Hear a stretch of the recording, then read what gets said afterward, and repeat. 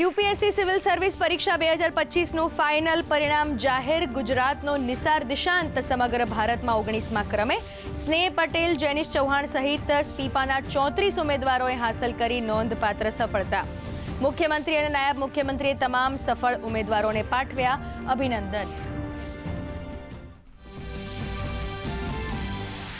UPSC civil service final રિઝલ્ટમાં રાજસ્થાનના doctor અનુજ અગ્નિહોત્રીએ કર્યું ટોપ.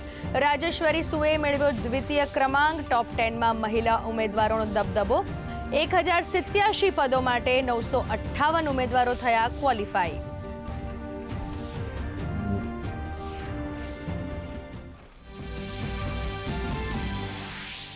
વડોદરાના સુરસાગર તળાવ ખાતે વિકસાવાશે laser fountain, sound and light show અને 3D મેપિંગ શો. નાયબ મુખ્યમંત્રીએ શહેરમાં માળખાગત સુવિધાઓ વધુ સુદૃઢ કરતા વિવિધ પ્રકલ્પોના કર્યા ખાતમુહૂર્ત અને લોકાર્પણ. વડોદરાને દેશમાં સ્વચ્છતા ક્રમાંકમાં પ્રથમ ક્રમે લાવવા માટે નાગરિકોને કર્યું આહ્વાન.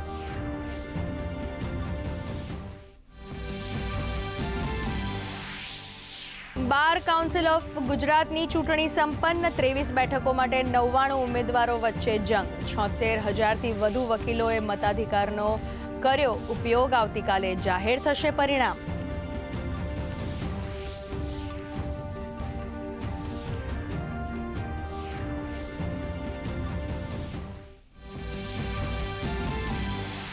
કૃષિ ક્ષેત્રને નવી ઉર્જાથી ભરવું જરૂરી. પ્રધાનમંત્રી મોદીએ કૃષિ અને ગ્રામીણ રૂપાંતરણ વિષય પર પોસ્ટ બજેટ સેમિનારને સંબોધતા કહ્યું, વૈશ્વિક સ્તરે બદલાતી માંગ વચ્ચે ખેતીને નિકાસ કેન્દ્રિત બનાવવા પર સરકારનો વિશેષ ભાર.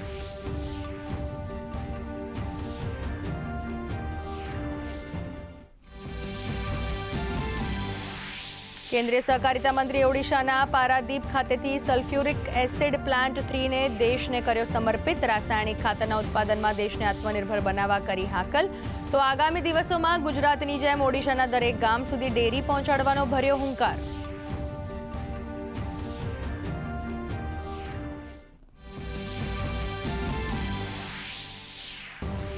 પશ્ચિમ એશિયા સંકટ વચ્ચે ભારતની દરિયાઈ ભૂમિકા પર સંરક્ષણ મંત્રી રાજનાથસિંહનું મહત્વનું નિવેદન. વૈશ્વિક તણાવ વચ્ચે આત્મવિશ્વાસ, ક્ષમતા અને સ્પષ્ટ દ્રષ્ટિ સાથે નેતૃત્વ કરવું એ ભારતની જવાબદારી. વૈશ્વિક પડકારો વચ્ચે સંરક્ષણ ક્ષેત્રે આત્મનિર્ભર બનાવવા પર આપ્યો ભાર.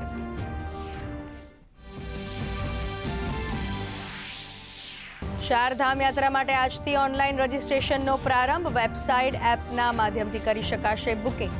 શ્રદ્ધાળુઓ માટે 19 એપ્રિલે ખુલ્લા મુકાશે ગંગોત્રી યમનોત્રીના કપાટ. તો 22મી એપ્રિલે કેદારનાથ અને 23મી એપ્રિલે ખુલશે બદ્રીનાથના કપાટ.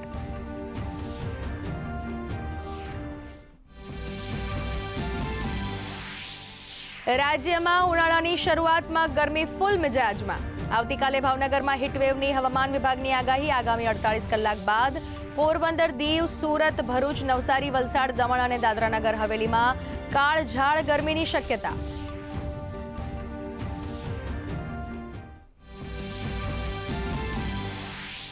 અમદાવાદના નરેન્દ્ર મોદી સ્ટેડિયમ ખાતે 8મી માર્ચે ભારત અને ન્યૂઝીલેન્ડ વચ્ચે T20 વર્લ્ડ કપની ફાઇનલ મેચ. ભારત ફાઇનલમાં પહોંચતા ટિકિટોની ભારે ડિમાન્ડ.